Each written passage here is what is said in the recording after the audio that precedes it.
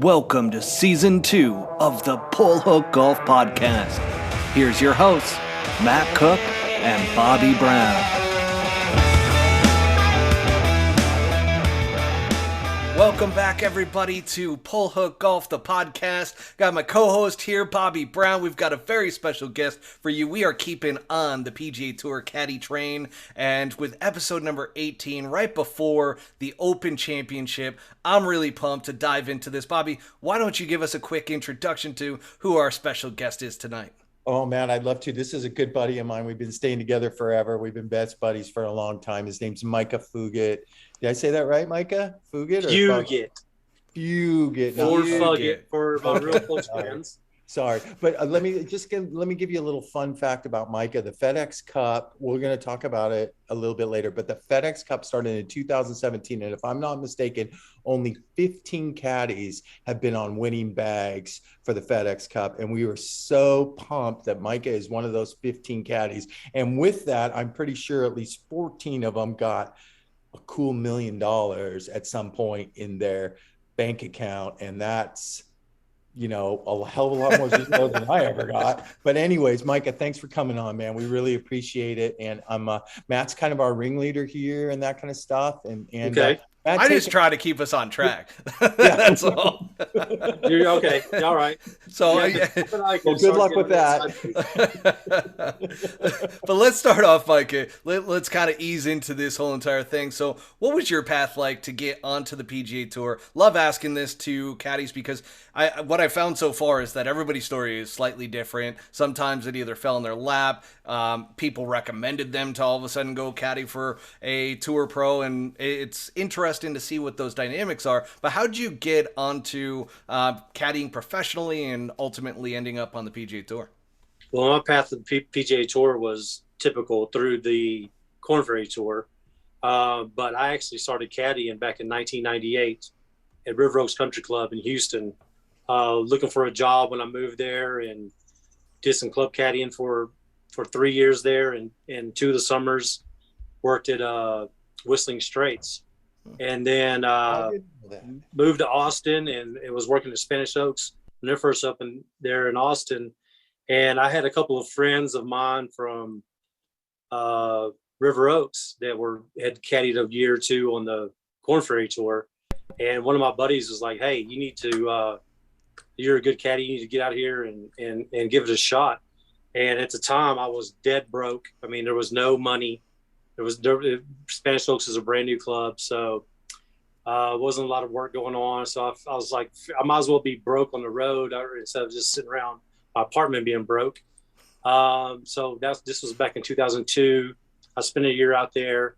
Then I went to Palm Springs and spent a winter out there just caddying at the Hideaway, just trying to stack some paper, and then to give it another go at 2003, and ended up hooking up with Joe Ogilvy about a third of the way through the season. He pretty much had his card locked up, and we had a connection through Spanish Oaks. He was a member there, and so worked for Joe Ogilvy 2003, and then went to the PGA Tour with him 2004, and worked for him from 2004 to 2010. So that was my path to the PGA Tour. Stretch right there. Yeah, that is a good club caddying,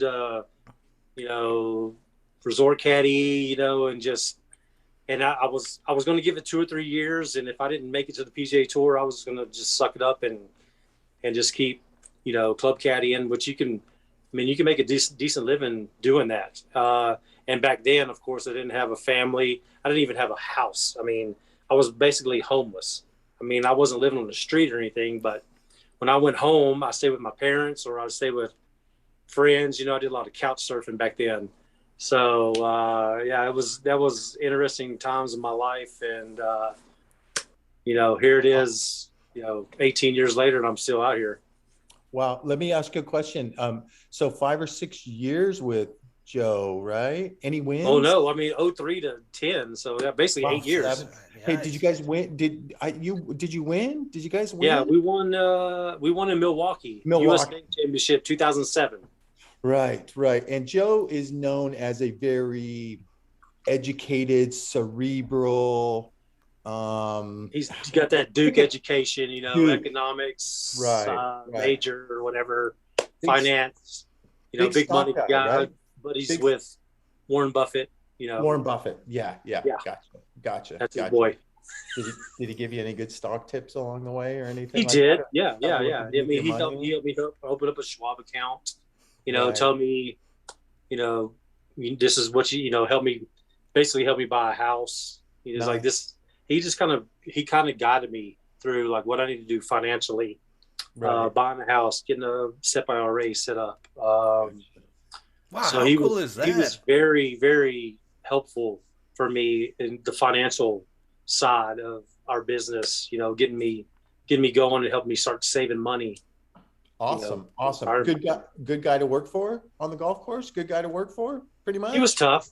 I mean, well, good. I mean, I think that's a good thing though sometimes, right? Especially for the first pro, right? Yeah. That you're out there on tour with. the funny thing was I think it was like the first or second event I worked for him. He straight up told me, he said, Micah, you're going to get blamed for a lot of stuff that's not your fault, but that's just part of the deal. And I said, okay. Straight up. That's you know, straight up. and you can That's handle straight it. up You know, right there. hey, as long as you're making money, whatever. You know what's you can funny is take I hear these stories about the tough guys, the early tough guys, and that kind of stuff. And even though it was great for me, I feel like I got the raw end of the deal because I had Dustin for like 6 years, who never blamed you for anything, right? And so after I got Dustin, I'm like, oh well, everybody's cool, aren't they? And then all of a sudden you run into guys that aren't cool. You're spoiled. Like, yeah, I got spoiled the wrong. I mean, I didn't include Axling or anything, but honestly, I think about that sometimes, guys. It's like that fucker was so cool for 6 years. I just assumed everybody was like that, and then you get thrown into the Korean mosh pit and everything like that, and you know, you get fucking roughed up and boom this and boom that. Oh yeah. Get pushed in the right. back. You Right. bad, Caddy. Yeah. I'm not doing any imitations. No imitations tonight, Bobby. Mistake. It's early. It's early. I might. Hey, so through 2010, and then, I mean, geez, who doesn't want to talk about Billy Horschel coming to do your life, right? That's got to be that's a big thing. Well, let me tell you, before that Billy story. Horschel came in my life, I was done tour caddying. No. Really? So Joe let me go the fall of 2010. So like the start of 2011, I had no bag. No. And I started club caddying back down in Houston at Redstone. My buddies were the caddy masters down there. And one of my good friends, I'd stay at his house. I would literally drive down to Houston. I'd stay for like a week or two. I'd caddy. I'd come home for like a week. And I was just going back and forth. And, you know, he was generous enough to let me stay at his house for free, whatever. And I mean, my wife and I, we were planning on moving down there, and that was what I was going to do. I was just going to be a club caddy again. Gotcha. And then I got a call from Lucas Glover, Mm-hmm. and it was right before the San Antonio Open, or Texas Open in San Antonio. And Lucas says, "Hey, there's this rookie. He's looking for a caddy. You interested?" And I said, "Yeah, sure. Who is he?" He said, "Ben Martin." I said, "Okay." So, like I said, this was back in 2011. I mean, Ben's been on tour since then. But I went to the Texas Open, worked for Ben there. We did 6 events. He let me go. And then I started working parking lots for like the next 3 or 4 weeks. Got a few jobs. And then that's when Billy called me. Wow. And then I went to work for Billy. But yeah, I was literally like, I was done. Wow, you really earned it. You really earned everything that you got. Seriously. Then, man. Holy shit. I didn't. Yeah. By the way, I mean, for the audience that might not know the lingo, what is working the parking lot? Go ahead, Micah, take it. Okay, so I mean, it doesn't happen as much now because of COVID, because you have to have like special credentials and everything to. But back in the day, I mean, even like way back in the day, that's how most guys got bags. They would show up to the tournament and they would sit in a parking lot and wait for players to show up, and they would ask the players, "Hey, you got a caddy for the week?" And they would either say yes or no. And I mean, for a perfect example was I went to the John Deere Classic 2011, and I'm sitting in a parking lot. It was late Tuesday afternoon, and Marco Dawson pulls in a parking lot. And I've known Marco Dawson over the years, you know, and I'll go up to him and I said, "Hey, man, you have a caddy this week?" And he says, "No, I don't." And he looked at me real funny and he said, "Are you looking?" I go, "Yeah, I'm looking." He said, "Well, let's go." And That is awesome. yeah, and then so I worked for him that week. It was a 1 week deal. Then the following week was Jackson, Mississippi. I get down to Jackson, Mississippi, and I, trying to, I'm looking for a bag, and I end up with Stephen Ames. So I had Stephen Ames for that week, and then we went to Shaughnessy, which was what the Canadian Open was that year. I worked for Stephen Ames for 2 weeks, and then I was actually flew home after missing the cut in the Canadian Open, and that's when Billy called me. Wow.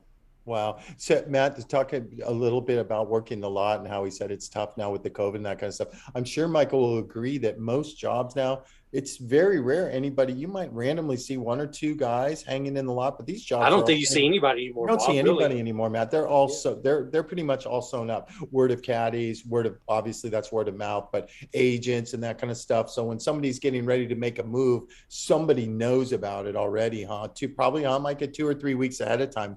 So it's already pretty much a set. Okay, so Bob, last week. Yeah. So Piercy asked me to go to work for him at John Deere. Scott Piercy. And so I went and worked Barbasol for Lingmerth last week. And I had about 4 or 5 guys come up to me and go, "Hey, what's David doing next week?" That's how fast spread. So we're gonna get into that whole time period of what you've been doing recently, like the last 2 or 3 years with Doug Ghim. Well, KH Lee, spent some time with KH Lee, Doug Ghim, and we'll go through the channel. But I'm super excited because I got questions. My boy Slimmy's here. That'll be a whole nother episode. Slimmy, you're next. Tell me you're doing a podcast. That'll be another one. He'd actually be a pretty good one because he's been grinding for a long time and unfortunately hasn't had the luck because of Michael agree. A lot of it's luck, right? Being in the right time at the right place. It's all about timing. Yeah. It's being in the right place, right time. I've worked probably 7 or 8 FedEx Cups. Hi, Dan. Dan Slim. I've worked about 7 or 8 FedEx Cups, and I think I maybe had 1 or 2 legitimate chances to win. So I'm super excited to hear about your path with Billy Horschel, about how you started out. I know you guys went up and down to the Korn Ferry Tour once, and just I want to hear about how fucking Caddie wakes up one morning and there's over $1 million in his account. Please tell me. Yeah, I mean, when I went to work for Billy, I think he was outside the top 150 on the, back then it was the money list, or I think it was still money list back then. And I worked for him. My first tournament was Greenbrier, and then we went to Reno, and he finished top 10. And then I know that was back when Disney was the last tournament of the year. And he had to make the cut, have a decent finish to even get inside the top 150 to have conditional status, which he ended up doing. So we go to Q school that year, 2011. He doesn't get through, so he's got conditional status. I think he played 17 events on the PGA Tour, made 15 cuts. Wow. But we played a handful of Korn Ferry events that year, and he just did okay. And then I think he had conditional status again for the following year. But anyway, we go to Q school, 2012, and I think he finished like 5th or 6th at Q school that year.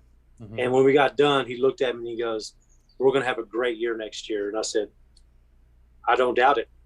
And sure enough, he had a great year. I mean, Bob, you remember the heater he was on. Yeah.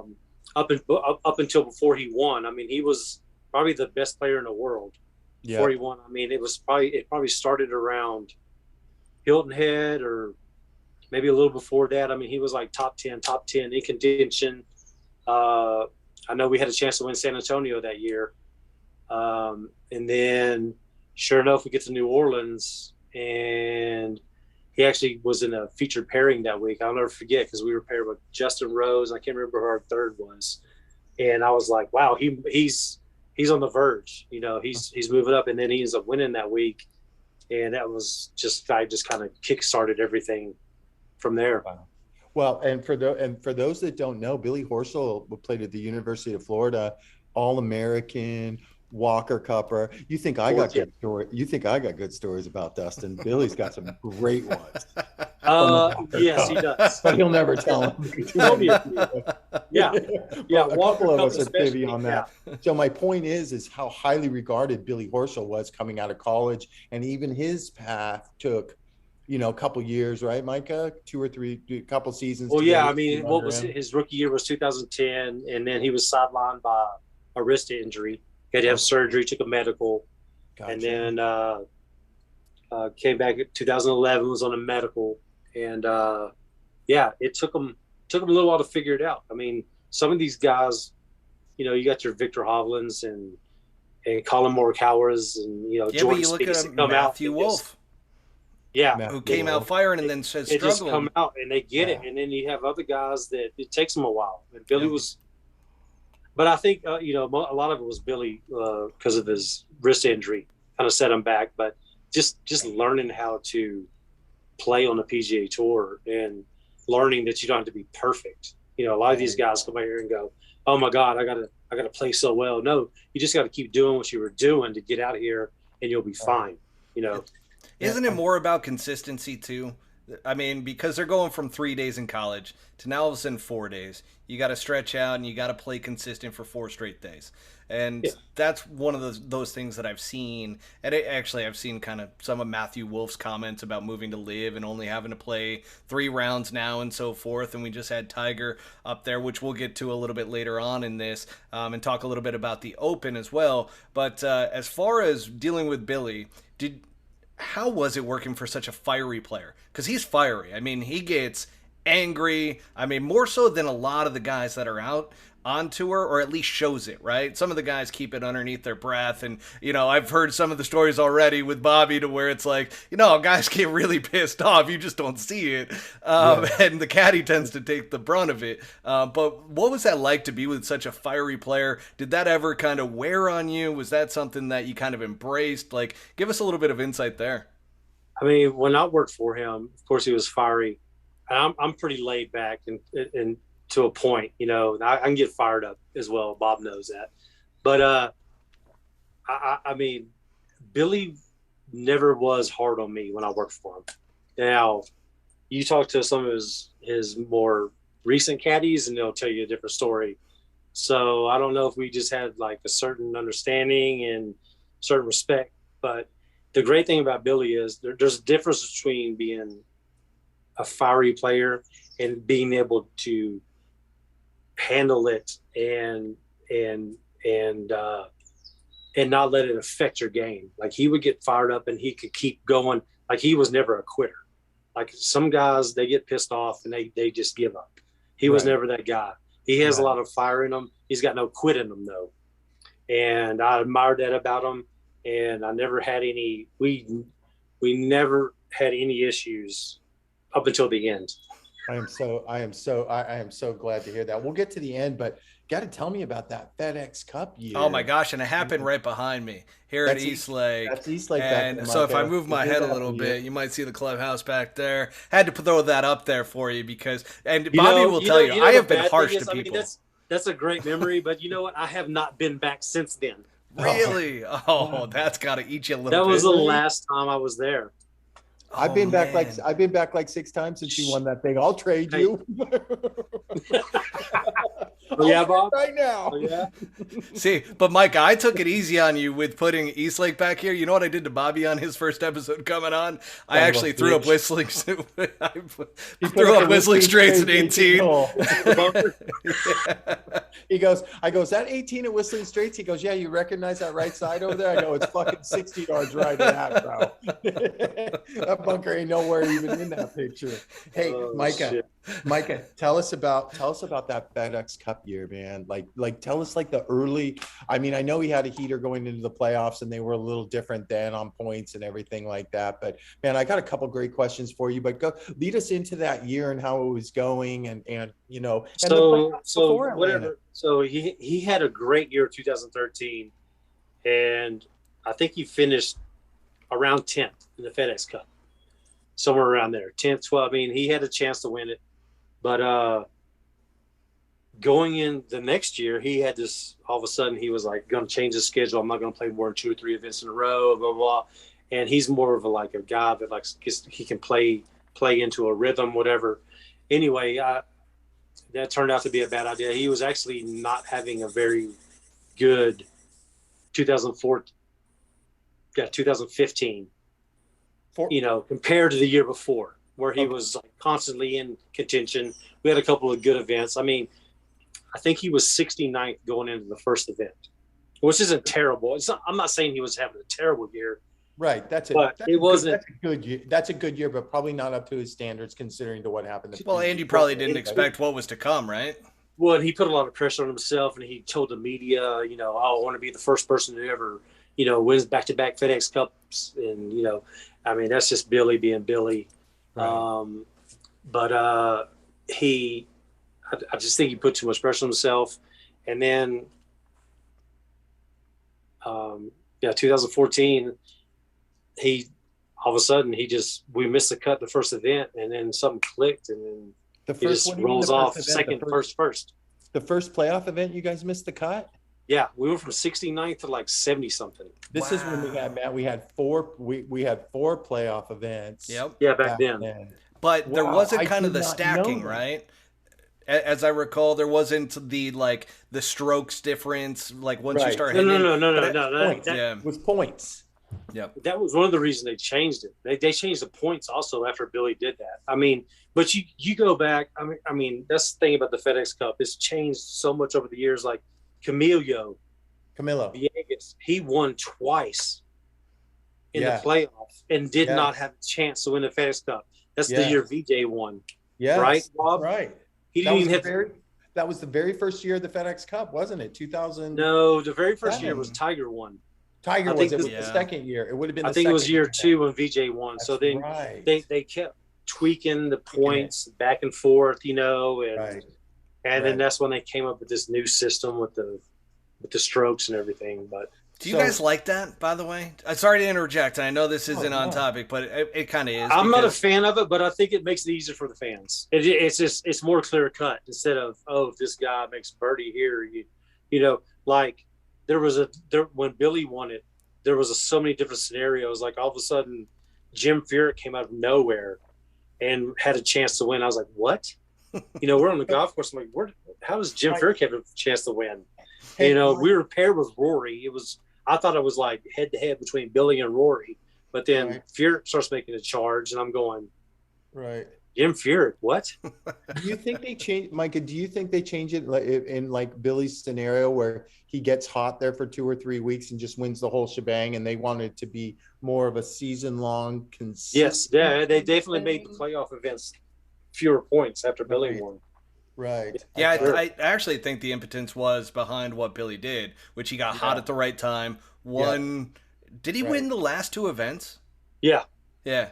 Well, he finished second. He went second, first. Yeah, there you go. Holy shit. Yeah, talk about a run. I mean, and by the way, you should be able to win if you do that, by the way. So, I actually have an issue with that. Exactly. Right? You get into the playoffs just like any other sport. And you get hot, you could be the wild card. Yeah. Great point. That's a great point, guys. That's why I don't love the new setup with the somebody's 10 strokes up on you. I don't really love it kind of heading into that final event. I've been there for a couple of those. Somebody can be 10 strokes up on you, but it's doable. It's tough to close. It's very doable because there's a lot of pressure. When you're the number 1 guy and you got a 10-shot lead, it's like it's a lot. It's a lot of pressure. It's actually more pressure when you got a 10-shot lead on somebody. Of course it is. Than a 1-shot lead because you don't want to get embarrassed. You have 4 rounds. Right? It's a guaranteed 4 rounds to blow 10 shots. All right, I'm being sold on it as we go through this. I'm like, you know what? I forgot about the player mindset going into that and having a 10-shot lead. That's actually tough to do. Go ahead, Bobby. I know you got something. Because I want to ask him because I'm just so cute. I don't want to get ahead of myself. So you finished second in the next one, and these were big boy purses back then too. I don't even remember. I was there for them, but they were $8-10 million purses then. Well, I can tell you that Billy won $1.4 million in each one he won. So what was $88 million?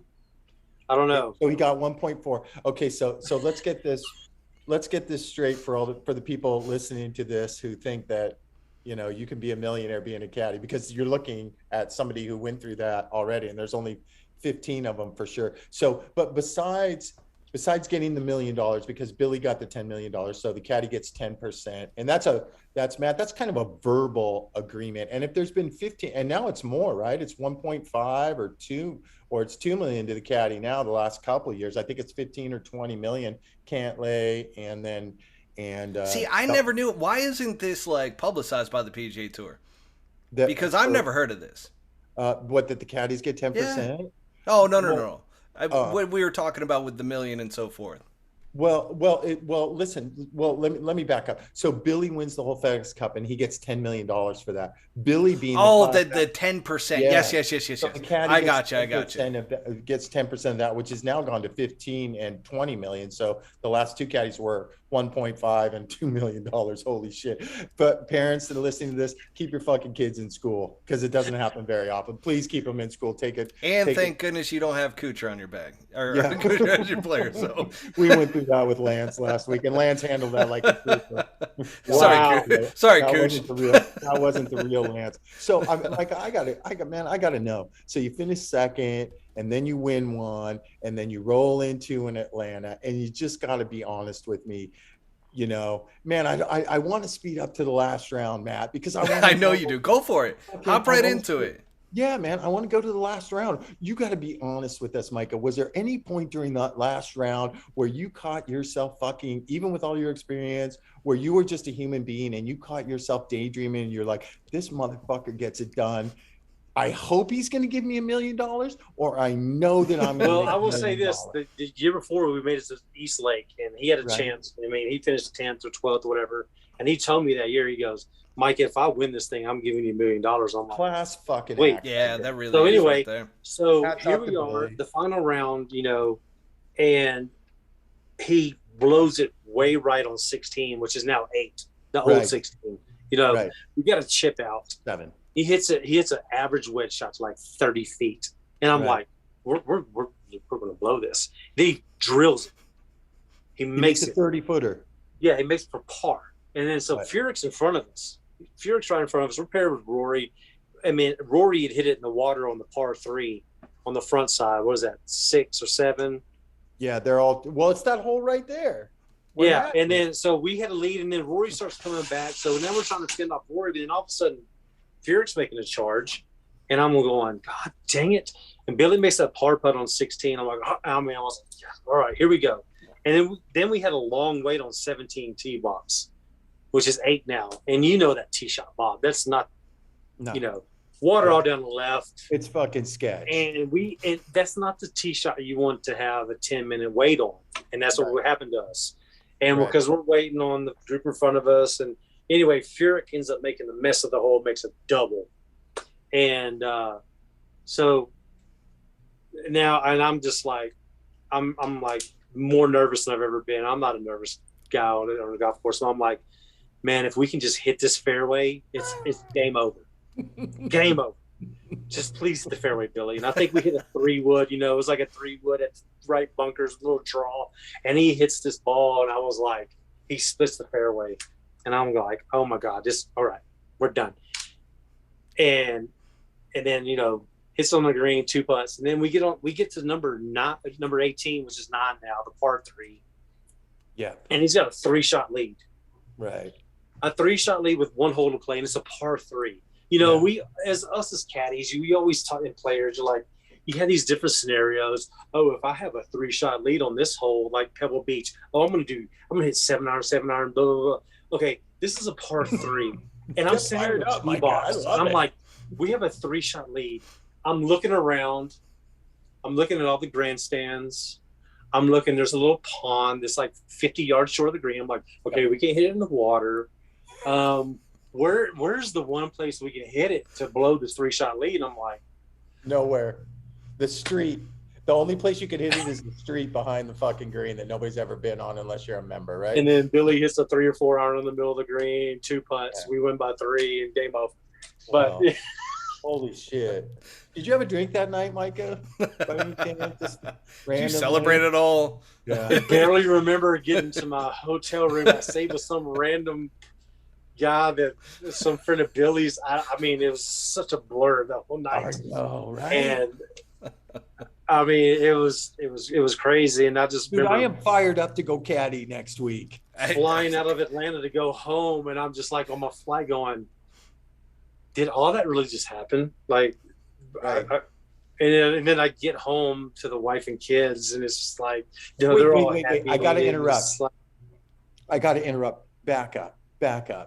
Mrs. Micah. I mean, is there a discussion with Mrs. Micah that night before you come home saying, honey, we just made a fucking, well, it's not $1 million with the second and first before that. It's 1.2 or 1.3 or so. Chump change on the 0.2 and 0.3, I guess. But did that conversation go down? At what point were you in your hotel room and you're like, I am a fucking millionaire, in parentheses, before taxes? It didn't, like I said, it didn't hit me. It was just like, I mean, obviously, I don't even know at what point I called my wife. I think at one point after, you know, the media wanted to interview me, Billy's doing a trophy presentation, and they take Billy in there, and I was sitting in the clubhouse, like all these people coming up to me and just like, congratulations. And I mean, I hope I got a call into my wife. I don't even remember, dude. It was just such a blur.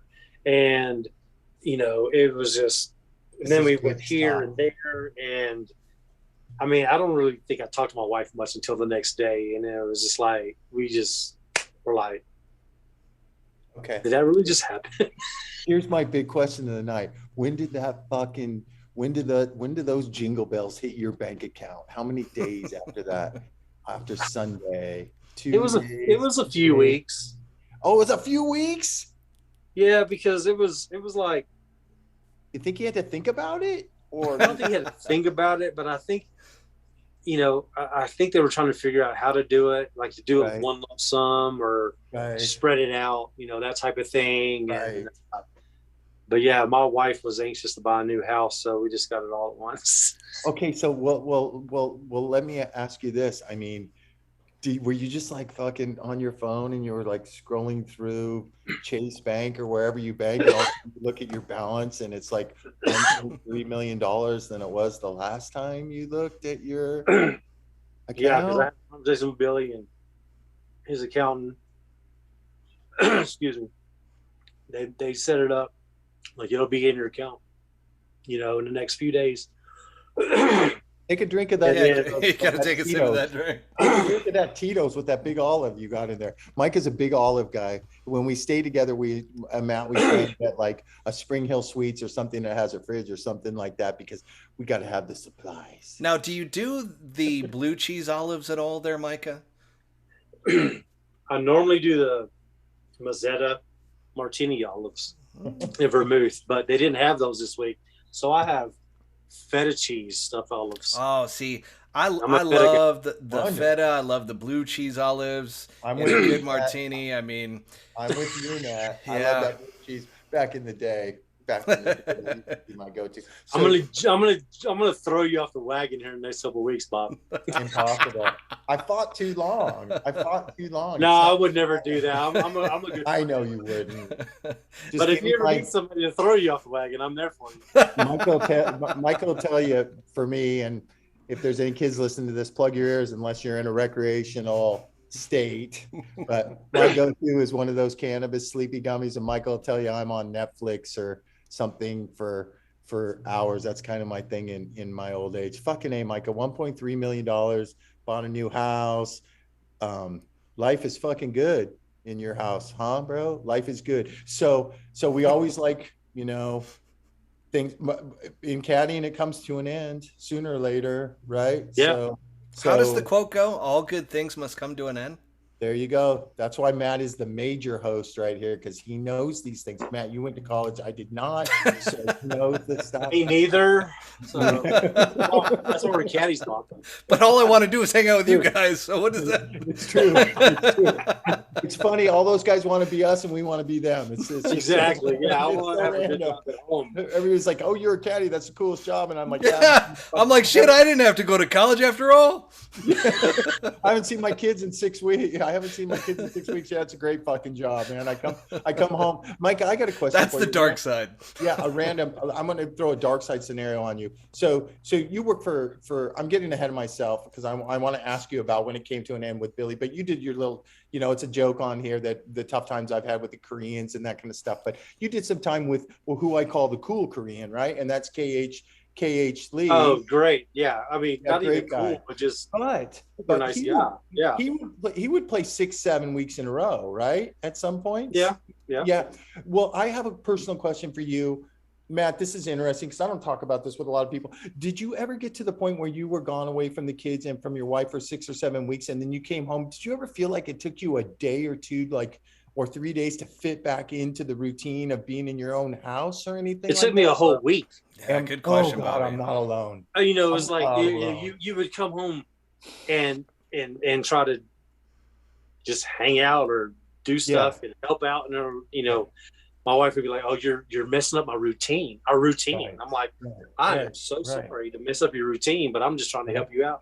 But it's hard. I mean, because they're there without us for so long. Yeah. And then when we come home, we disrupt their whole their lives.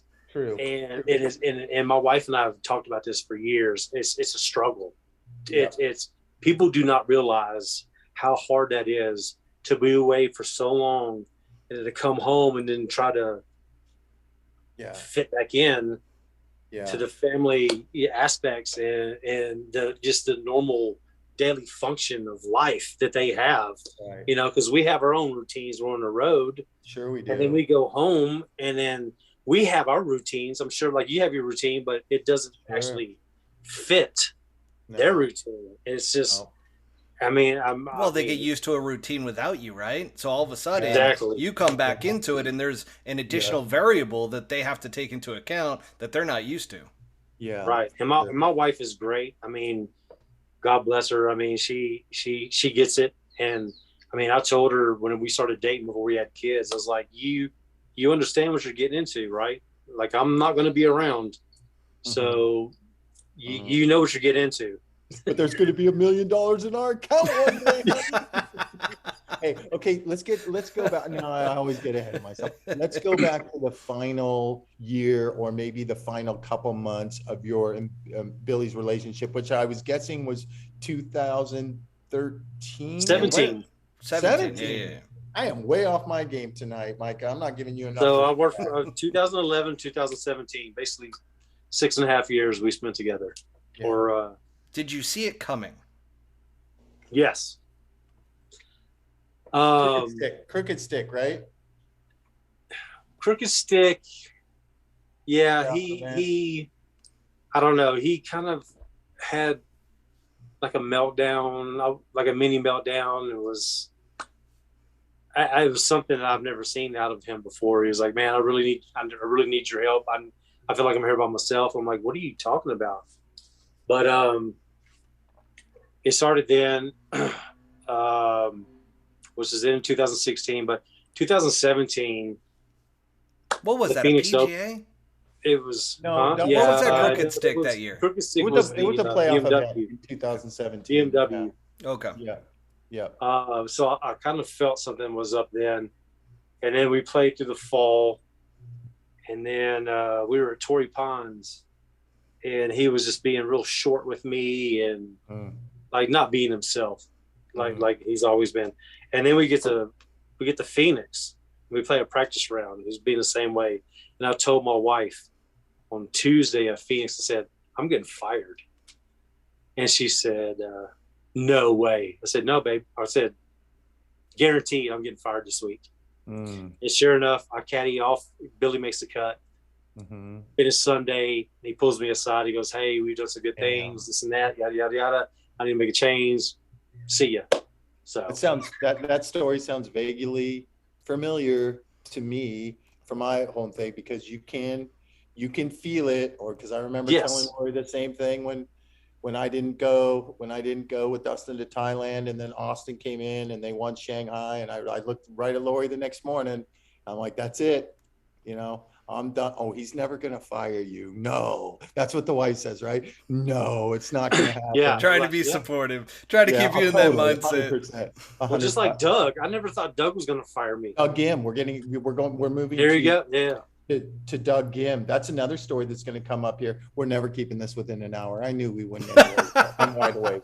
Okay, good, so, Bobby, because you're on the East Coast. I feel bad for you sometimes when we're dealing West Coast style. Bob's got nothing to do tomorrow but sleep. Absolutely not. I got to drop Riff and Raff off at soccer camp upstairs. I just suspended 9-year-old Raff off of his Nintendo Switch again because he's doing Fortnite at 9 years old. So he's suspended. There's big fucking problems in the world.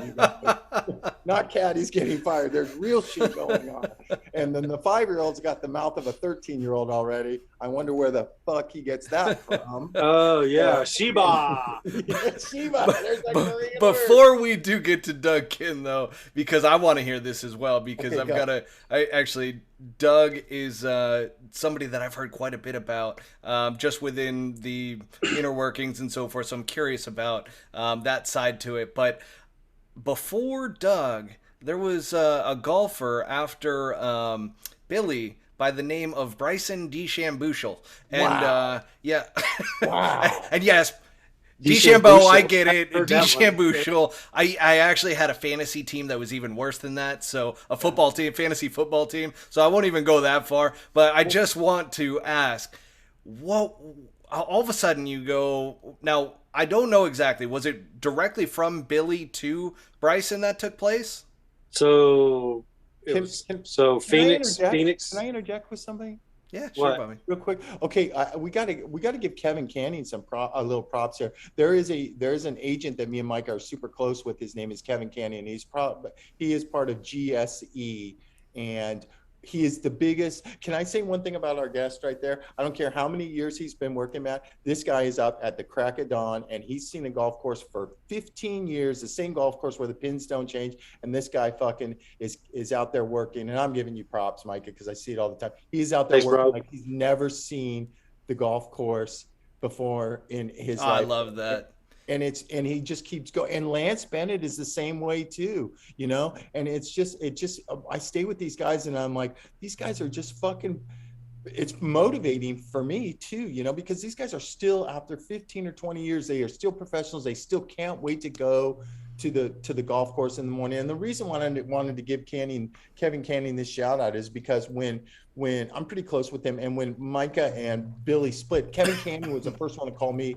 Well, I would call Kevin Canning. I go, Micah's available, because he has a bunch of agents in his group, with tons of big time players. And Kevin Canning just sent the massive email out through the office, right? Micah, hey, if somebody's got somebody looking, we don't need to pass on this guy. 15 years later, he's a professional. And how many caddies have a FedEx Cup on their resume? I mean, so the funny thing is, so we finished in Scottsdale Sunday. I get fired. I fly home, and I'm playing golf on. I think it was Tuesday. I'm playing golf with my buddies, and my phone starts blowing up, and a couple of different agents calling me, and then one of them was Brett. Was Bryson's agent. Brett. But Brett Falcoff. Yeah, Brett Falcoff calls me and he's like, "You want to go for Bryson?" I'm like, "Oh, at the time Bryson was just fresh out of college, just turned pro," and I'm like, "This is a great opportunity," and started with him at Riv. And it wasn't the best start. Mm-hmm. He ended up withdrawing before 18, or I think during the second round. And then I think I lasted nine tournaments with him. Yeah. And it was 9 long weeks. At least you're honest. Go on. You don't end on that. Hey, I was the one who actually started this whole thing with the fantasy football team that was named off of him. But at the same time, DeChambeau. So you got 9 long events with him. He's just a very difficult person to deal with. I mean, he's very technical, right? Yeah, and I'm total old school. And then so when he started doing this putting stuff and doing these formulas, it just kind of was over my head. I'm not that smart. Yeah. I'm like, I can give you numbers and tell you what club to hit, tell you where the wind is, and read a putt. But other than like trying to figure out, it was a 5% slope from 20 feet. I just needed this 4 feet in order to get to the hole. I'm like, this is funny. Okay, I can't comprehend that. That's not me. Like, when is right edge, not right edge? And it's downhill. That's it. You know. So it's like right edge and firm, bud. Right. Just go for it. Right. So nine weeks of hell. Well, the best story I have about Bryson caddy for him, and it was at San Antonio, and we're paired with Scott Stallings, and our boy Steve Lohmeyer was working for him, and we were on. You've been to TPC San Antonio. The sixth hole is a par 4. Yeah. And the green runs away from you. And I told Bryson, I said, man, you have to land this short of the hole and it'll release. And he wanted to hit another club. And he hits it over the green and makes bogey. But once he hit his chip shot, hit a bad chip shot, he takes his ball and like hums it at me like, oh boy. It wasn't quite a 90-mile-an-hour fastball, but it's probably 80. Right. And I snatch it. And Lomar, my buddy, was like, what the fuck is up with this guy? I go, man, I said, I'm about done with this guy. So then the next hole is a par 3, and then Bryson has just shot, and he's walking ahead of me, and he's dragging his club, and he drops it on me, and I just yelled at him, Bryson. He's like, what? I go, come pick up this club. I'm not picking this club up. So he comes back, and he picks it up, and he hands it to me. He's sorry. And then we end up missing the cut. We got like 3 holes left. 2 holes left after that. We missed the cut. His agent's calling me. I'm driving home because I got it's like a 2.5-hour drive home from there. And his agent's calling me, hey, what's going on? I go, man, I'm done with this guy. I can't handle it anymore. And he's begging me. He's like, man, just hang in there. And I go, I can't do it. So I did. I hung in there for 2 more weeks. Right. Zurich, and then that's another good story. Zurich, we were paired with Rory Sabatini. That was great. Okay. And and then we went to Wells Fargo the next week, and then that's when Canning, your boy Canning, calls me to go to work for Grayson. So I went to work for from Bryson to Grayson. Right, Bryson to Grayson, keep it in the family. Well, I got a quick question. Of those 9 events you did for him, did you guys ever have a chance to win any of those? Did you see? Yeah, finished second in Puerto Rico. Wow. Oh, okay. I mean, Puerto Rico's Puerto Rico, right? But still finishing second, even in Puerto Rico, is lots of DA because it's still golf. Yeah. Well, I don't want to say it's a JV event because that would disrespect Tony Finau amongst others who have won that. But no, that was the best tournament we had together. And it was, he showed a lot of promise, but he couldn't putt. He couldn't putt with shit. Yeah. And then after, miraculously after I quit him, he learned how to putt. Right. So Gotcha. Interesting. Can you tell the story? Can you tell everybody the story about the Puma clothes, about the clothing and everything? Are you allowed to talk about that? Can I talk about it? And you can know the story. Yes, I'll say. I mean, yeah. Listen to this, folks. So our boy Kevin Canning, who is Grayson Murray's agent. All right. So I obviously quit Bryson to go to work for Grayson. This was midsummer. Right.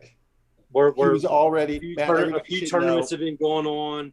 Well, the funny thing is Bryson won John Deere, and the very following week Grayson won Barbasol in Auburn. That's right. Auburn. And then Grayson started getting televised. We were a featured group in Canada, and then a few weeks went on. So anyway, I get to Greensboro, and Canning comes up to me and says, hey, I've been asked to tell you can't wear your Puma gear anymore. I said, oh, really? Who said that? Was it the Puma people? And he goes, I really can't disclose who it came from, but you can no longer wear Puma gear.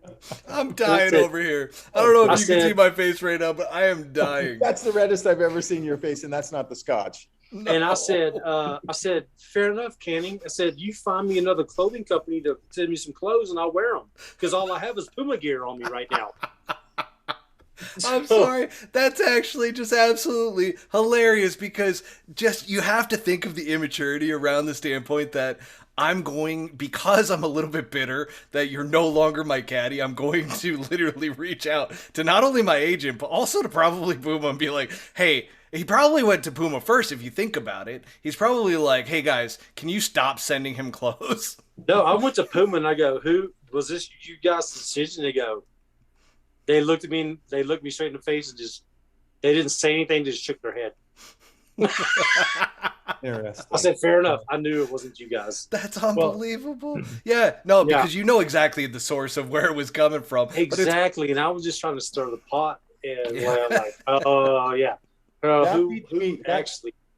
leads me to this little topic of being a caddy, how weird golf is so weird for caddies because he had just mentioned that, he had his little hissy fit. You can't win Puma and they split up. And yet he goes to Grayson Murray's bag.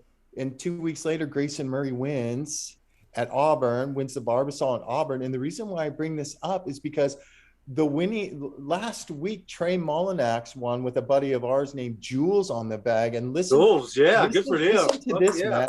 Jules Berger had run through some caddies. So 4 or 5 weeks ago, the week of the PGA actually, Berger hires Jules, right? And friend of ours, Brett Waldman, is working for Mullinax. Well, Berger misses the cut with Jules, lets Jules go, okay?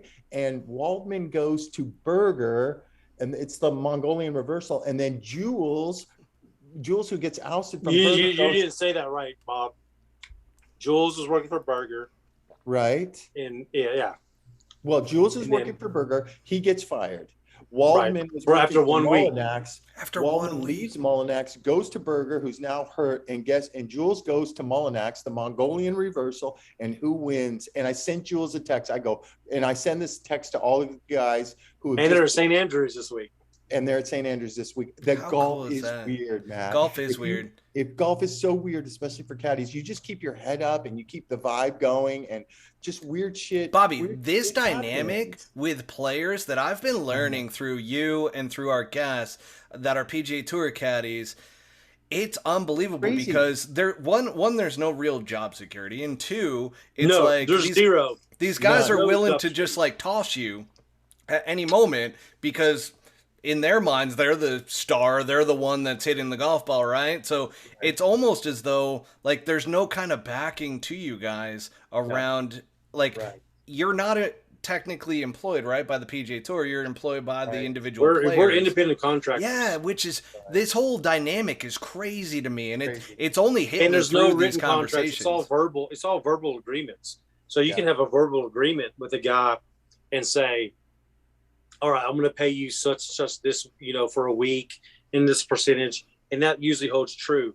But you have guys I've seen in the past, they'll agree, I'm going to pay you like a 1% bonus at the end of the year. Mm-hmm. And I'm going to do this. And then all of a sudden that guy has a good year and they'll turn on their caddy and go, you know what? You've made enough money. I'm not going to give you that bonus anymore.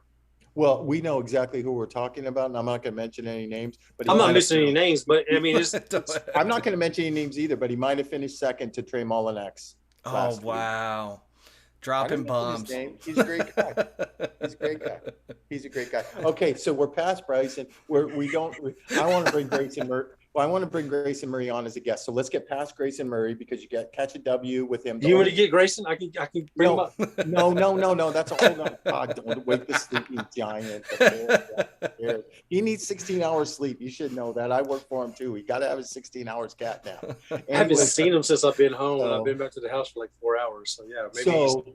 So now you're looking, and Bobby Brown, the ringleader of the Korean connection, hooks you up with the cool Korean. KH right? Lee. KH? Great guy. Yeah. I mean, yeah. Probably should have You've told me this. You've told me this before. I should have stayed with him.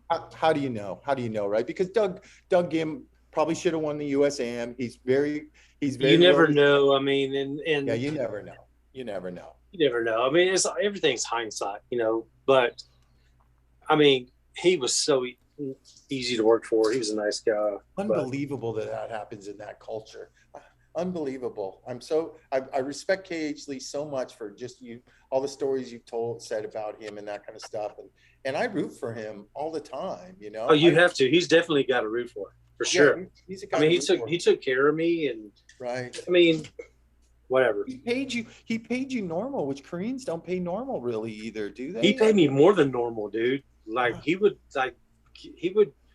if he had a good tournament, he would throw me a little extra. I mean, it was.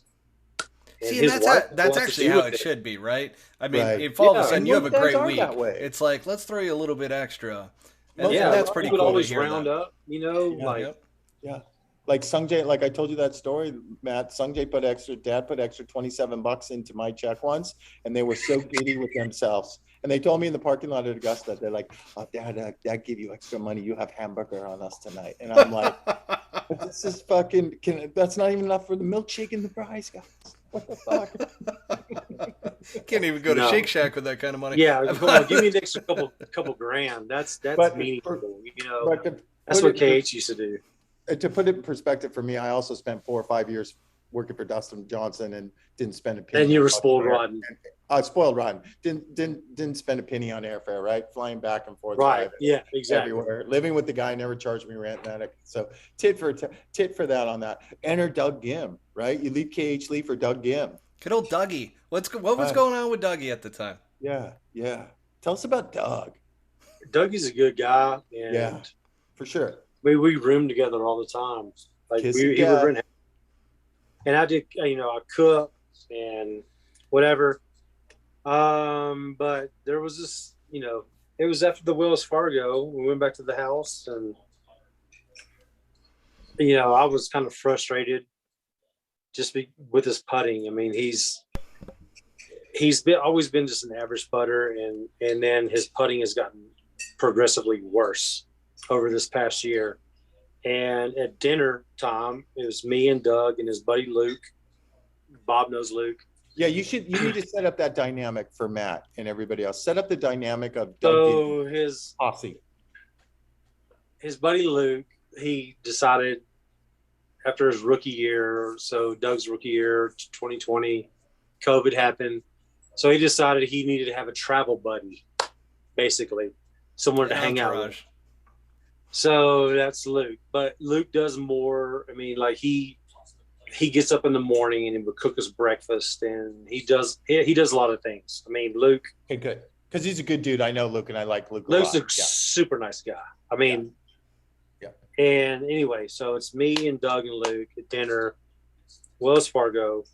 We had a long day. It was raining, whatever, and then I had to come back to the house, cook our steaks. I'm just not in a good mood. And then I might have had some Tito's in me. And I made some comments that I might have been a little bit out of line, but about his putting and his putting coach and what he was working on, and was just trying to figure out, hey, man, are you going down the path you want to be going down? Do you think this is what's right for you? Because you've been doing this for a year and nothing's improving and yada, yada, yada. And so you were looking out for him. Yeah. I mean, I'm looking out for his best interest, because I'm the one person, and Bob can say, as a caddy, you're the only person in the whole camp that sees everything that's going on the golf course. I don't care if you follow. We're the vice president of the corporation. What? I said, we're the vice president of the corporation. We know. Exactly. I mean, we are there. We're the ones inside the room. Yeah. We're the ones discussing everything. It doesn't matter. You can follow us around and you can see what we're doing, but you don't know what's going on 100%, through our discussions or whatever. And yeah, I just kind of, I was frustrated with his putting, and I just kind of let it all out. I let it out, and I probably didn't do it in the most professional way because I was frustrated, and then I think that led to me being let go. But hey, it's like a buddy of mine told me. He said, if you said that to him and he didn't take it the right way and he lets you go, then maybe he's not the right guy to work for. And I was just thinking that. I've always been a very direct person, and people that can't handle that and have emotions around the fact that, like, if I'm telling you something, I'm looking out for you. I'm telling you in your best interest what me as a third party looking into this as what I'm thinking, and you can agree, disagree, but don't get bitter about it or hold a grudge or anything. And that's where it sounds like you were coming from. You were coming from a really good place that you're like, hey, listen, things haven't been working, and this putting instructor, whoever it was or whatever was happening there. I mean, I'm kind of taking from your story a little bit and just kind of understanding what the dynamic was there, right? So that the audience kind of knows that, when you are looking out for somebody's best interest and you're there day in and day out, and it's the definition of insanity to do the same thing over and over again. And that's one thing I want to say is I have nothing against the guy. I mean, I still see him. And he's a great guy. I mean, he's a super nice guy. But my like you're saying, I was questioning Doug. Okay, if you're dead set on working with this guy, how about you guys switch it up and start doing something different and working on something else? Instead of doing the same thing over and over, like you said. But I have all the utmost respect and nothing towards his putting coach. It wasn't nothing personal. It was just like, it just wasn't the right thing. Come on. I'm gonna add something, because I got a front row seat, because we all know here that Doug Ghim has tried to win the Players Championship, quite arguably the hardest championship to win on our tour. I think personally on that golf course, and I've been strongest field of the year. Yeah, and both times I was fortunate to watch them up close, get paired with them. Once working with Sung Jae and then working with that's Troy, right. We were paired with you guys last year. Yeah, with Troy last year. And I don't really pay attention to other caddies, and Mike is probably the same way, other caddies and other players, because we're on Thursday, everybody's chatty for about 2 holes, right, Mike? About 2 holes. Yeah, and then it's like you're shooting the shit, and then everybody goes into their own fucking lane. And if you get backed up on a tee, you might shoot the shit or have a couple chuckles in between shots or something like that. But there's more than a handful of times, Matt, where this fucking Doug Ghim is good, right? He's a fucking shot maker, right? He fucking is. He's good. He is good. It, and he hits the proper shot. And I got myself, Troy, I was working for Sung Jae. He was in the mix. Troy, we were struggling to make the cut and that kind of stuff. But, Doug had got it going where you're kind of like, oh, this guy's got it going. Let's stay out of the way. But then you kind of listen into the dynamic. And man, him and Micah had a dynamic. Honestly. And so I was surprised to hear it end. And every time that I've walked off that golf course after watching Micah and Doug work together, this is strictly at the Players, I'm like, this kid is going to win a fucking Players Championship. I could just see them gelling, and the way he just was so comfortable on that golf course, which there's probably fucking 30 guys in the field that are comfortable on that golf course anyway. Yeah, and he liked it. He loved it. God, it's impressive. It's so impressive. So when I heard that it ended, I was just like, oh man, this is just so random, because they just gelled so good, man. You know what I mean? Like, he fucking leaned on Micah all the time. What kind of shot? What do you like? What kind of shape? I love caddying. Yeah, Mike is fucking a pro. He's good at his job. He's in on all the putts and everything like that. And I guess it's easy to say when things are going good. But it's so funny. I was telling somebody, and I don't know, and maybe it was even Micah, I mentioned this too. And I'm like, I don't understand how I get paired with this guy. And I watch him in the toughest tournament dissect the toughest golf course to figure out. It's a tough golf course. But Matt, we've talked about it. Micah, you'll agree. These Pete Dye golf courses, you got to be over them like 8 or 10 think. years. Diabolical. Makes you think. He's a genius. Well, fucking Pete Dye is a genius. He legitimately hated golfers. So that also led to his angles and everything. So I would tell numerous people, I'm like, I don't understand how this fucking Doug Ghim looks like he could have won 2 Players Championship, and now this fucking guy is missing 2 or 3 cuts in a row. You know what I mean? I couldn't. So Bobby, my one thing here about exactly what you're talking about is the fact that I think sometimes players, especially in listening to these stories, they think that the grass is greener on the other side. They think if they make a change, all of a sudden they're going to have their breakthrough. And they don't realize how good they have it sometimes with the caddy that they have. And looking at yourself, looking at Micah, like, I always think, like, who would be a good fit for a player like me who is a little bit fiery out there from time to time. In my older age, I've calmed down quite a bit, but, like, when I was playing, I was fiery. And so somebody like yourself, Bobby, or somebody like yourself, Micah, I would 100% be like, you guys would be the perfect, like, personality that would balance me out, smooth it over, and you guys would add in that veteran experience into there as well. And that's where I'm just like, how can somebody make a move like that? Well, sometimes a change of, Michael will tell you, and it works for the caddy too. Sometimes when a caddy fires a player, it's the change of face or the different stories or the different smile or this, or just, it's the little things that can kind of perk them up, and a fresh start, right? It's a fucking fresh start for both guys. So Doug's over with, right? And then, so now we get to Scott, right? We're staying. Yeah, we're gonna go recently to Memorial where we're staying together. So I'm on the phone all the time with Micah, and I'm laying out some scenarios because I'm a self-proclaimed Corn Ferry Tour expert, and I'm. You got your eye on the young guys for sure. I do, and I do it more out of passion because I like knowing, right? I like knowing. So I'm running by these scenarios for Mike on the Corn Ferry Tour and that kind of stuff. And a couple of them are going to be, I'm not going to mention their names, but they're going to be, they're going to be on the PGA Tour for a while, a couple of them for sure. And I'm talking to these guys as agent, unbeknownst to Mike, and I'm like, hey, I'm not mentioning any names, but there is a guy that's available. So I'm throwing some names out of Mike, and he's like, Bob, this is before Memorial. He's like, Bob, you know what I'm going to do? I'm super interested in that, but I think I'm going to stay out here and just go week to week and pick up some bags. And then if nothing works out, if I'm in that position, then I'll drop for those Corn Ferry Tour playoffs to unnamed Korean players, maybe a couple of them that are really, really good, that are going to be on tour next year. So Micah calls me. I go, what do you got going? He goes, I'm going to work for David Lingmerth.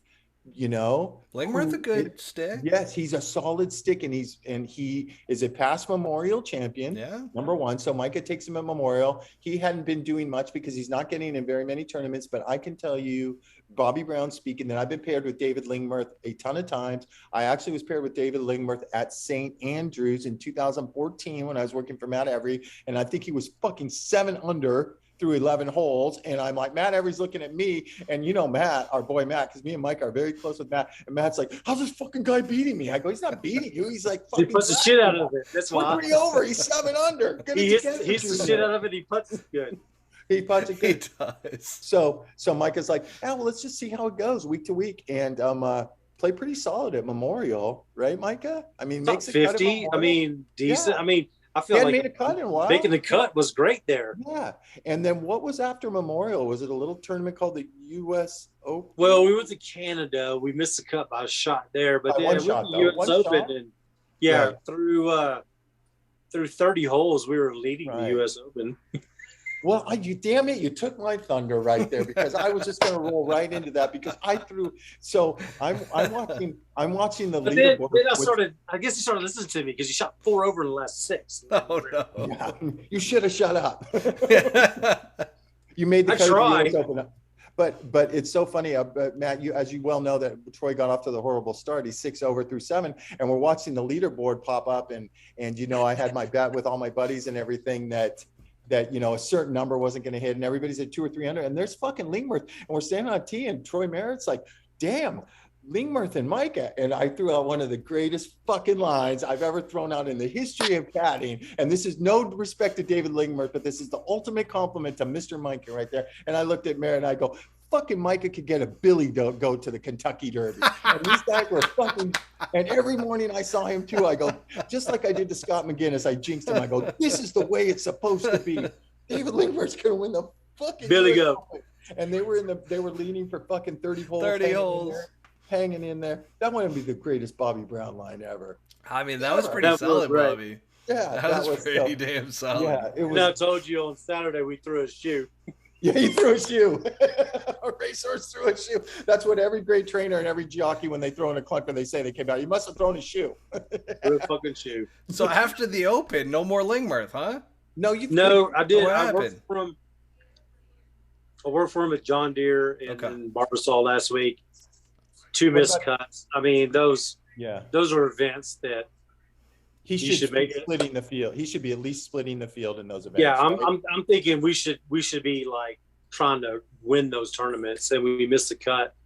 And then I got the offer from Piercy. Yeah. At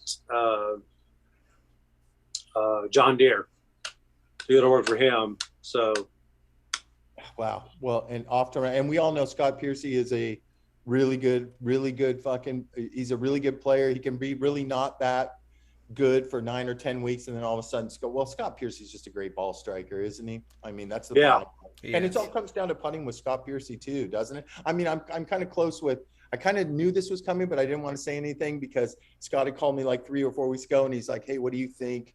You know, who's available and that kind of stuff." And I'm like, "Hey, listen, here's the deal. It's Micah, and he's doing okay with David Lingmerth right now, and it's Josh Cassell, who was working for a burger forever, and who knows, he's told me he likes being at home with his kids and that kind of stuff." And it's funny now he's working for how everything's all sewn up because I got the text from our other friend, Piercy's friend, we call him D-Woo, Darren Woolard, who has been working for Scott, and he's like, "Oh, Scott just let me go," you know. And so it's so funny. Me and Mike are like texting the next day. I'm like, "What do you got going, dude?" He's like, "Oh, I'm going to Scott Piercy," and I'm like, "Yes, you are." Let me tell you a funny story. So tell me. So Piercy and Lingmerth were in the same wave at John Deere. So we played early Friday, and we had a rain delay. So during that rain delay, Hortsey calls me, the stats guy, Mark Horton. Yeah. "Micah, what are you doing?" I said, "Man, I'm sitting in a tent in the rain delay." He goes, "Yeah, I know, mate. I need you to go to work for Scott Piercy." Just like that. Okay. He goes, he'll be contacting you here shortly. I'm like, okay. So like 5 minutes go by, Piercy texts me, "Mikey, you want to finish the year with me?" I was like, sure. So I still have to go caddy for I was going to ask you about that. When do you lower the boom on? Okay, so here's the thing. So he's so cool. So Lingmerth, such a cool guy. Lingmerth was 3 under for the tournament, which was a cut. We were on number 8. Par there, bogey. Then he makes double on freaking 10. Terrible wedge shot. But anyway, we finished 2 under, but I thought at the time I was like, okay, 2 under is gonna make the cut. Well, it didn't. It was 3 under, and so now I have to go from there to Kentucky, and I'm like, I got to tell David I got a new job. So we played a practice round. We played 9 holes on Monday, and when we got done, I said, "Hey, David, about next week, I got another job offer. So I just want to I wanted to give you the heads up so you can find somebody new." And he's like, "Oh, okay." Awesome. I mean, he was totally cool with it. And he's like, who's it with? I go, Scott Piercy. But yeah, it's all, Bob, how it is. I mean, I do. Especially a nice guy there's certain stages where, there's certain guys you're like, "Hey, I'm going to quit him to go to somebody else." But David was such a nice guy and so easy to work for, and just was, especially at the stage of our career, he was great to work for. Awesome. He wasn't a freaking project or any of that type of thing. He was great. Well, hats off to you, because we both know that my reputation in those scenarios years ago preceded me, because I was like the last minute guy, like Matt. Like now I kind of understand how Dustin and all these players are when they got to get rid of a caddy, because I'd be like, fuck, I'll just do it tomorrow. Right. And then tomorrow rolls around, Matt, and you're like, I'll just do it tomorrow. Like when Billy fired me in Scottsdale, I knew it was happening, man. Can you just tell me?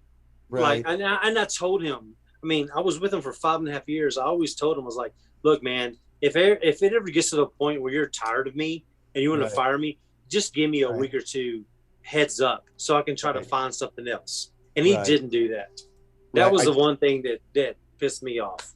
I mean, same thing with you. It happens to all of us. Like, why wait to the last minute? So I didn't want to do that to David. Right. I wanted to give him the common courtesy of trying to find somebody else. And I mean, it wasn't even, you would think it would be awkward to work for a guy after you basically fired him, but it wasn't. We were fine.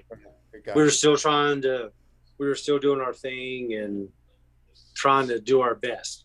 But let's go. Well, that's just, I mean, damn, Micah, you're like my favorite guest so far, man. I thought McGinnis was good. I thought Lance was good. I think Micah's right there. But, Bobby's throwing out favorites over here. Well, so I mean, you better be careful. You're gonna lose some roommates. That's the only reason he's saying that. It's like he's got a roommate. No, I've always loved staying with Micah because we're actually two pretty chill, funny. I will say this, Micah, you have been an absolute blast. We got 2 last topics to dive into. We obviously Matt's favorite topic coming up. We have to talk about. Hey, speaking of roommates, I just want to, on record, I'm going to go saying Bob is the worst roommate ever. He's terrible.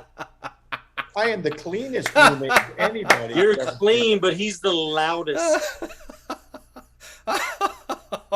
Shots fired. Love you, Bob. Shots fired. Says the guy who talks to Mrs. Micah every single night when my headphones are on and I got to jack it up to 23. And I can still hear him. And I thought you were going to go with my snoring problem.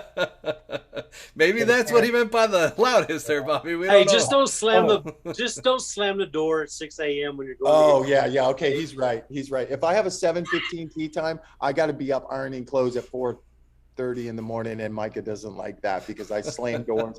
And I naturally have to have a cup of coffee before I can even go to the bathroom or anything because I just can't fucking function. So, Micah, hats off to you. I am the worst roommate. But let me throw this little twist in, Micah. Who you staying with the next 2 weeks, bro? You, Bob. Yeah, the worst roommate ever. Okay, Matt's favorite topic coming up, Matt. We got LIV Golf because it's quickly become my guilty pleasure, and I need to hear from you, Micah. What is your take on this whole entire dynamic with LIV Golf? Let me ask you, what is your take on this? What do you feel about it? My take has been that I feel like it's great because it's forcing changes out of the PGA Tour. I mean, we already have seen it to where it forced their hand to come up with these additional events that are going to be high money for the highest players. But I personally love the fact that there's guaranteed contracts. So I disagree with what Tiger said today in the press conference, which he said, what's the incentive for these guys to go out and get it in the dirt? Well, the same thing that of every American athlete on the planet. Money. Yeah, I mean, it's literally, and that and legacy. It's like, you're going out there, you want to win, you're competitive. Like, I've talked with Major League Baseball players before about this exact topic. Like, why do guys get so much, like, why do they play so well in free agency years? Well, because their very next year, they're getting a ton of money to be paid. But then you look at their second year into a contract and all of a sudden they're back again, or third year, and all of a sudden they're putting up those numbers because they don't want to be embarrassed by the money. They don't want all of a sudden their performance. Like, these guys have egos. They have so much competitiveness that when you talk to a professional athlete, it's like there's such a level of competitiveness and focus that I don't ever think that a guaranteed contract is going to hold anybody back. Okay, I agree with you on that because, so basketball, baseball, those guys are guaranteed money, but those guys are getting paid that money are in the spotlight. Okay, so they're on SportsCenter every night. I mean, you look at these guys that are getting paid to go play LIV. No one's missing them out here on the PGA Tour, really. Nobody. You know what I mean? They're not. I mean, I agree with what you're saying there, but that's a different sport. Like when you're getting, contract year in football. I mean, they're going to go out there and bust their ass. Basketball, baseball. Obviously, basketball and baseball. It's 100% guaranteed. You signed a $100 million contract. You're getting $100 million. NFL. Outside Deshaun Watson, who's not even going to freaking play this year, he got guaranteed money. But those NFL players don't get a lot of guaranteed money, which is bullshit. NFL is the one. Yeah, you're correct. NFL, those guys get hosed more than any fucking sport there is out there.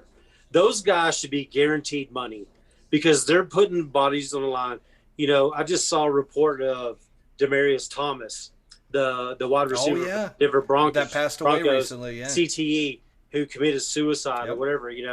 I mean, you see report, Junior Seau, you see these guys, and they're killing themselves, and they're not putting a bullet in their brain because they know there's something wrong with their head, So those guys are on a whole different level than the PGA Tour. These guys are playing golf. Now, if you want to take some guaranteeing, buddy, and okay, here's the Saudis, we're going to guarantee you $50 million, for just an average golfer. Hey, I got no problem with it. Do it. Take the money, because they're making more money than they will ever make in a career on the PGA Tour. Okay. Now, is it shady where the money's coming from? Well, yeah, but isn't all money blood money?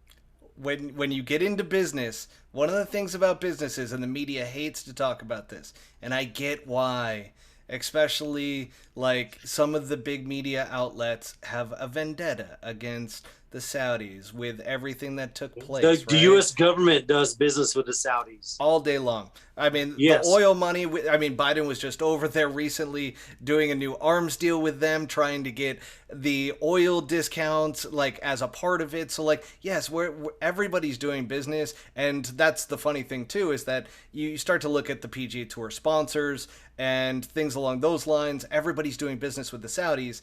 It's just more polarizing because this tour is fully funded by them, right? And so that's where I see a lot of the hatred and bad blood and everything. But even now, did you guys see, and I sent this over to Bobby, so I know he saw it, but the PGA Tour is being investigated right now by the Department of Justice because of competitiveness. So they're this also happened like back a monarchy. In like 1995. 94. 95.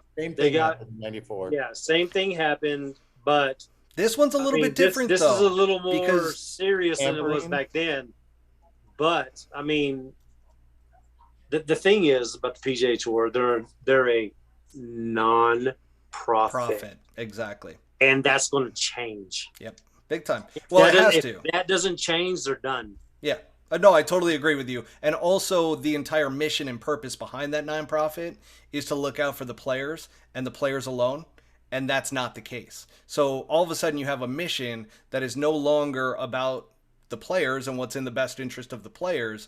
And that's where this whole dynamic starts to unfold even further. Like we can go, I mean, I don't want to go so far into it because there's plenty of layers, right, that go into the entire LIV Golf side. But I do want one other thing here, because as professional athletes in America, like you look at Major League Baseball, you got minor leaguers that are being paid league minimums down below and so forth. You've got the NBA, which now has the G League. The NFL is the one that's actually still kind of shady. And actually the UFC, if you want to throw them into it as well, to where fighters aren't paid properly, but that's also because it's a newer organization, right?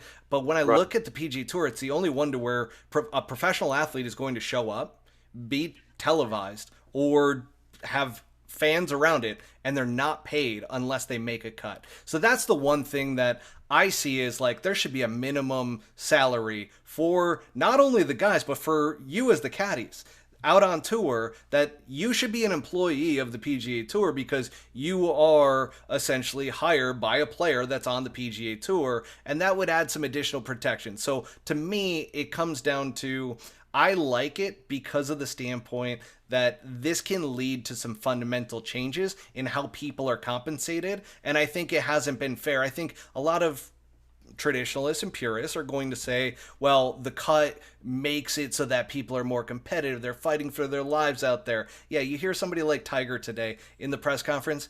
When he came on tour, he had a freaking multi-million-dollar Nike deal. This guy is never worried about money since the moment he stepped on tour, and he's talking about needing to go find it in the dirt. It's like, no, that's not exactly what took place with you. Here's another thing. Loved what here's another thing that LIV. I know you do, Bobby. I love, because I hate LIV. I had to sit there for a second though and really think about it because it was from the go. The NFL, even NCAA, they do not have to pay for their expenses. Even the NCAA, if you're a college athlete, you get free air, free board, free meals. Yep. Okay. PGA Tour, you're on your own. And that's what the LIV has stepped up. I mean, I'm not gonna say a name, but there's a pro that went to London for the first LIV event. He spent $100. Did he? You know what that was on, Bob? Take a wild guess. What do the pros have to do every week? Tip the locker room attendants. Tip the locker room attendant. That's what they did. Winner. He tipped the locker room attendant $100. Went all the way from the U.S. to London and back, and it cost him $100. And then he made whatever money he made in that tournament. I mean, I'm sorry, you can't turn that down. My turn now. Yes. My turn. Just for 5 minutes, guys. My turn. Listen, here's my whole take about Tiger's deal. No, okay. But I'm not even talking about Tiger. Tiger say whatever. I know. I'm talking about his press conference. I love, Matt, what he said about we don't know how it's going to go with world rankings and that kind of stuff. But he was basically saying, what a shame that if they swoop a couple of these 2 or 3 college players that are never going to get to experience what we've experienced as caddies, and which is minute compared to being a player, walking up 18, Matt, at Augusta. Oh, you're spot on with that. Pebble in the U.S. Open, or being a fucking. Okay, I didn't see what he said about that. Yeah. He went into that part of it. That's a shame that they're going to go straight for the cash, and they're bypassing the tour that helped make golf what it is. Well, hang on a second. So I just thought that was. But do you think this is going to be long term? I mean, seriously. No, I don't. Well, actually, there's a double-edged sword to this too, though. I think the Sounders are doing this is to start the pot, and then they're going to be like, okay, we're done. Maybe, but I'm going to bring up this point, Micah, see if you agree, because I've been harping on this with Matt a little bit too much. Let them all fucking go, because I have a feeling, Micah, that Jay and Andy Levinson and Pasner and all the brass sit around that table when they're like, okay, Dustin's gone, Koepka's gone, DeChambeau's gone, fucking Perez is gone, Patrick Reed is gone. There's 5 problem children for the PGA Tour. Good. Right there. They're going to be like, yes. Right. They probably were sneaky, like throwing each other high fives. Like, we don't have to fucking listen to Perez on the range, or we don't have to listen to the stories about DeChambeau suing us because he can't use a greens book, and we don't have to test Dustin Johnson anymore. Oh, and plus they're going to go out there and do all the HGH and fucking steroids they want to now. Right. And Patrick Reed and whatever else they do. And, let them all. There's a batter. And Paul Casey I was a little bit surprised that he went. Yes, a little bit surprised, but no, not a little surprised, Matt, because there's that over 40 demographic that is probably in the twilight of his career. The elevator's not going up for these guys anymore, Matt. Right? It's going down. A lot of the euros. They're taking that cheddar. Plus euros. Yeah. Oh, 100%. And then, go ahead, Bobby. Sorry. I'm sorry, Matt. I told Matt, like, I refused to watch that first one in London. Now, I was on this fucking thing. I don't watch. I have not seen one single shot. I refuse. Listen, I watched. I confess to Matt. I'm like, why? Sitting with Lori because I knew this was going to be a topic on our podcast. So I wanted to see the broadcast because Matt was texting me during this. I heard it's terrible. Podcast. Oh, the first one was awful. It's pathetic. The second one was much better. But how could it be? I mean, Jesus Christ. Oh no, Bobby, there is a big difference between if you watch that first event and you watch the second event. Huge difference in the broadcast. Like, they're way better in the second one. But what I told Bobby that I absolutely love is that you have 3 guys, 2 English guys, one guy is fucking Gary Foltz. Yeah, and then Foltzy. And Foltzy. And so you've got these guys with huge egos, and they're trying to one-up each other. So they're constantly arguing, but they're doing it in, like, a very polite way to where only they think they know that they're insulting each other. Yeah, and it's a fucking great dynamic. I'm sitting there going, this shit's funny as shit. Well, my whole point was Remember how I brought it up, Matt, that when we tee it, we're like getting paired with friends, like on a Thursday for the first 2 holes, you yuck it up and then everybody goes into their lane. And you can only imagine what that's like on a Sunday when you're trying to win a golf tournament with these guys. Micah, what I found was so weird was here was a guy I worked for 6 years, Dustin Johnson, who would not say a fucking word to anybody for 18 holes, would forget. And now all of a sudden he's buddy with Pat Perez. He's 2 shots off the lead or 3 shots off the lead with 6 to go, and they're chirping and everybody's laughing and talking. The caddies are talking, and I'm like, this ain't right. This is not. No, it's not right. It's not the same. It's not the same competitive nature at all. It's not even close. It's not but close. You know what it is? It is the non-competitive. Yes. Lifestyle tour to what fits. What is it like? What is it like an all-star game? It is. No, it very much is. Where you can't. But you can't help but watch, but you watch it and you're like, this is terrible. Well, the one thing I was telling Bobby is there was 2 factors that I actually enjoyed. One is that everybody's on the course at the same time, so you actually get a feel for how early guys, like some guys start quick and some guys start slow. So you can watch the leaderboard and really see that because they're all starting on different holes, so you don't even know. Like no, correct. Be starting on an easy hole or a hard hole. Oh, there's arguments against all of it. The shotgun start is a joke to me. I'm sorry. Shotgun, professional, fucking. I'm like, this is not a pro-am. But you run time, Matt. Hit and run time for me. Almost. There's one last thing about Tiger's comment that I have to say, and with what Tiger said, you're absolutely right about the young guys, but he's also assuming that they aren't going to get world rankings and they aren't going to be eligible for the majors, which falls back on the RNA, the USGA, as well as the PGA Tour around and the PGA for allowing these guys to play in major tournaments. I don't think they should be banned from those. You cannot have world ranking points for a 54-hole tournament. I know that is the argument, and I fully get it. It is tough because you can't. I would love. Why not play 70? I would love for these guys to still. Tour played 72 holes last week. I know. They only play 54 holes most of the time, but they played 72 last week for their Players' Championship. Yeah. Hey, okay, you want to play fewer events, but you can't play 4 fucking rounds? Right. Come on, guys. Now, Micah, one thing here. Before Bobby gets to the hit and run and we just finish this episode up with the Open Championship, you are a big Greg Norman fan, as I've seen on record. So how do you feel about him being the ringleader behind all this? Like, you grew up loving this guy. I did. I mean, when I was in junior high, when I was 13 years old, playing a lot of golf, I mean, I remember when the Tour Edition came out. That was the first 2-piece ball. It was Greg Norman, the shark. But then I've never been around Greg Norman until I think the only time I was ever around him was 2005 British Open. I'm working for Joe Ogilvy, and we played a practice round with him. I thought it was really cool. And then, of course, followed his career. But, he's called the Shark for more than one reason, I feel like. Right. Well said. That is well said. Yeah. He's a shark. So look, apparently the LIV Tour went to Jack Nicklaus apparently and offered him a bunch of money to be the face, and then they found the right guy in Greg Norman. Right. And of course, when I was growing up, he was my child. I mean, that's who I tried to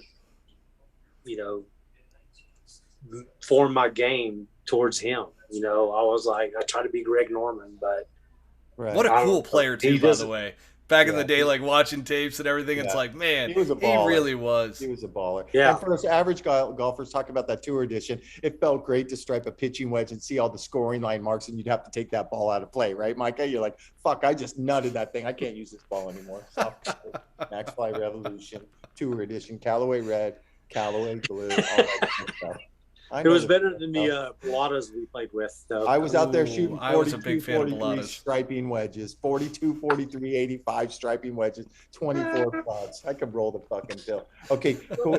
So, Micah, we kind of end these things with a little hit and run because Micah, you know I'm a shit talker and I'm supposed to get one. No. And this has nothing to do with our beloved previous host, Mike Perez, because we love Mike Perez the most. And we know which Perez I do not like. And this is my chance to get even with him after the last fucking 4 years, listening to him berate me. But did anybody see the fucking video on the plane where he was dancing around all fucking hammered? Yes. What a douche. I just shot 80. Yeah. Hang on. And then what was up with DJ walking bomb? Oh, I know what that body language is all about. Was he trying to pass him a little package or what? That's his body. That's him when he gets on the fucking clear. There's some bad shit happening on that plane. Is all I'm going to say. But did anybody know? There might be some gripping and ripping going on there, but that is besides the point. No, hang on. You got to hear me out here, Bobby. This is another hit and run. Okay, go ahead. To come right off of your hit and run. Did anybody see the fur outfit that fucking Brooks Koepka was wearing? That was a onesie. But what's more importantly than that, it was fur. Did you see how him and Paulina were so cozy close to each other with their phones, and Brooks just had the big old eyes open, and she was holding court, and then Perez's fucking bitch, I'm going to say Perez's bitch standing there passing off the hat to Pat. How about that outfit she had on? Oh my God. I nicknamed her. Did it just make you go? Matt, did you have a little vomit in your mouth or what? Matt, hey. when Mike, you had a $100 bill shirt on? I'm Mike. I'm sorry for this. It's family, Mike Perez. I'm so sorry for this. But I nicknamed her the walking Crayola. Does she not look like a giant orange fucking Crayola to you? Oh, she was totally orange. Yeah. You guys are killing me. I said it, man. She was orange. She was orange. She is. It's God. Dang. She's not a good person. If we ever get to the point, and I am etched in stone as being a host on this, I'm going to tell you about my first private flight with Dustin and Perez, and the first time him and her started dating. I'm going to tell this fucking story of what happened on this private flight. Oh man, this is going to be paid content. We definitely have to make sure that one you have to pay for that episode. It's going to be fans only. It's an OnlyFans. But who do we got this week, guys? Open Championship. Who do we got? Okay, come on, we got some hot guys coming in. I'm going to fire first, and I'm going to take him. Does anybody not see that Xander is on his way to being the best player in the world right now? Absolutely. Xander's on the heater. I see it. He is on a heater. He's on a heater. And I'm going to do an exacta. I'm going to do a $100 exacta box for two favorites. Don't throw nothing at me for taking the chalks. But I'm going to do a $100 exacta box Xander to Matt Fitzpatrick. That's my exacta box right there. Micah, what do you got? Give us your top two. I haven't really looked at the field, but I remember back in 2015, we were going through the odds, and I was like, who's a drawer of the ball? Because you can't miss right. It's St. Andrews. You can hit it left all day. And one of the guys in 2015 was Zach Johnson. So he's been on my mind. Yep, go 50-1. He's in. And I did not pull the trigger and put money on him, and he ended up winning. Wow. Okay. So is Patrick Reed in the field? That's a good question. I think he is. Question. Sure, he's got to be. I haven't seen him all week though. Wow. So I'm just saying the reason I liked Zach that year was, I mean, I'm telling you, if you can draw the ball and keep it, because all the trouble is right, all the OB is right, all the right. Yeah. Bob, I would say. Well, Matt, you remember I was minus 3 of the holes. Wherever left you think you need to hit it, you hit it 20 or 30 yards left of that. If I'm not mistaken, I've been there for a couple of those opens. So you know what? I would say a good bet is Zach Johnson making the cut and finishing top 25.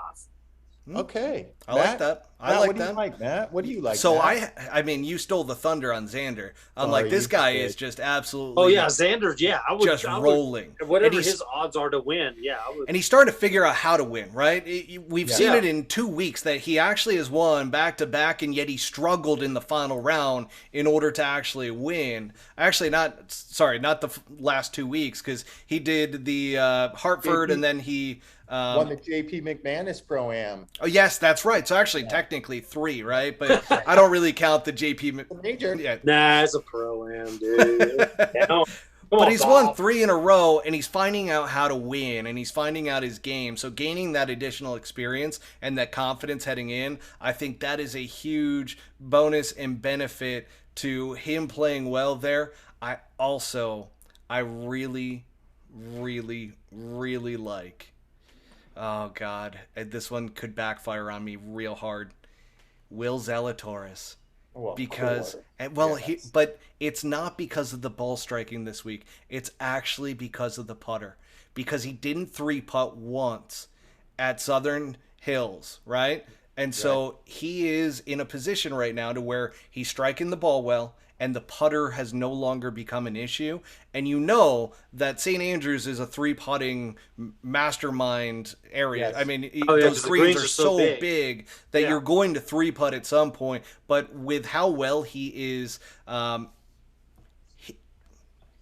well he is actually lag putting. That's the word I was looking for. Lag putting. Sorry, guys. St. Andrews obviously has 7 double greens, right? So as Micah can tell you, you can actually have a 180-foot putt. You literally can be on the wrong green, and I hear it's super firm and fast. It's going to be playing super. I heard it's super firm. Yeah. So it's not going to length is not going to be an issue. What do you guys think about Tiger? Tiger's been talking this up. He makes the cut. He makes the cut. Tiger will definitely make the cut. Tiger will. He's going to finish top 20. Who's more comfortable at that golf course than Tiger Woods in that field? I'm going to take a one. Tiger Woods in 2000. He never hit it in a single bunker. No. And Bob has been there before. Yes, that's something. You cannot see the bunkers off the tee box, and then they have these little funnels that go to the bunkers. I'm glad he did not hit it in one single bunker at all. Matt, did you know, Matt, I know you've never been there, but did you know that if I'm caddying for Micah and Micah says, Bob, what's it into that first right bunker? And I'm going to tell him, oh, that's 285, but actually it's 262, right? Because those funnels run into those and bunkers. Every shot's a blind shot. It is flat. Yeah. I don't know how they play that golf course without the TV towers. Right. You want to know? I mean, that's a good point. Course, You know what? Here's a fun fact for me too. You know what? I say Dustin Johnson misses the cut. I'm going to say that. I say I don't deny it. I mean, none of the LIV guys have played very well on anything that they've played in outside of. Well, because they're too busy counting their money. They're busy. They're in the banks. Yes. They're too busy in the banks. They don't care about the golf course. A lot of Celine purses and a lot of Prada shit being sold right now ever since this LIV came out. I feel like I will say this. I feel like Jordan's going to have a good week too. Oh, that's the third one. So I actually have a wager on Jordan as well. In top 10. Dustin's going to win by 10. No, he's not. Who do we got? Who do we got? He said Dustin's going to win by 10. No, he's going to miss a cut, dude. You know how we know that we have overstayed our welcome here today, Bobby? Is because we can barely see Micah at this point. Oh, that's right. So it is clearly dark. There we go. The last thing I will say is that talking about Tiger, have you guys seen his right leg? There was a picture that leaked of him in Florida. Yeah, that thing doesn't really exist anymore. It's just basically a rod. They cut out all the muscle. Ooh, the rumor is if it was not Tiger Woods, they would have amputated. Yep. If it would have been you or me, we would not have a right leg anymore. But so I've heard that from numerous people, and even people in LA that were at Cedar Sinai and so forth. That was one of the things to where they debated doing the full amput. And you're right, they were close to just cutting, but somehow, they saved it. But he's got no calf. He's got no calf muscle, Bobby. It's literally just a rod that goes down from the kneecap, basically. Okay, people don't. So here's the thing. people don't realize how great of a feat Tiger Woods making the cut at Augusta was this year. Oh, unbelievable. Because 6 weeks out of when he could just put weight on it. Most people, half the people in this world couldn't walk 18 holes around Augusta. Trust me. No, it's true. It's true. I've been there. Walk, I mean, without hitting a shot to walk 18 holes. That's a lot. That's 6-7 miles up and down, never flat. Oh, it's and people don't realize how hilly it is, and for him to not only make the cut, to play all 72 holes, and then people were criticizing him about quitting at Southern Hills. Hey, man. Oh, dude. He was look at his leg. He was hurting. Yes. Wow, Micah. Great job tonight, buddy. Guys, my new favorite episode, Micah. Thanks for joining us. My glass is empty, Micah, so you held me in the entire time because that was a fantastic episode. Thank you so much for joining us. Micah ran out of Tito's about 20 minutes ago. He kept picking up the fucking glass. I know, and I stayed with you guys, huh? I need a refill. Thank you so much. Guys, have a great rest of your night, and thanks again, Micah, for coming on. All right, thanks. Appreciate it. All right, guys. Thanks, Matt. Thank you for tuning in to Season 2 of the Pull Hook Golf Podcast. Make sure to hit subscribe and go to www.pullhookgolf.com for more